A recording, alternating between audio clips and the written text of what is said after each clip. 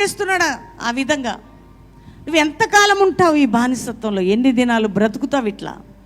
ఎంతకాలం ఈ శోధన? ఎన్ని దినాలు ఈ బాధ? అందుకని ఆయన అంటున్నాడు, నా వైపు తిరుగుక, నా తట్టు తిరిగి మొర్రపెట్టు, ఖచ్చితంగా నీకు నేను జవాబు ఇవ్వబోతున్నా, నేను నీకు విడుదల ఇవ్వబోతున్నా, నేను నీ జీవితంలో అద్భుతం చేయబోతున్నా. నాకు మొర్రపెట్టడానికి, నన్ను నా దగ్గర విజ్ఞాపన చేయటానికి నువ్వు మోకరించేదే ఉపవాస ప్రార్థన. ఆమెన్. థ్యాంక్ యూ ప్రభా.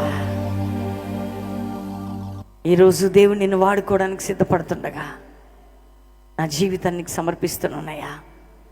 ఈరోజు మెసేజ్ నా కోసమే ప్రభా.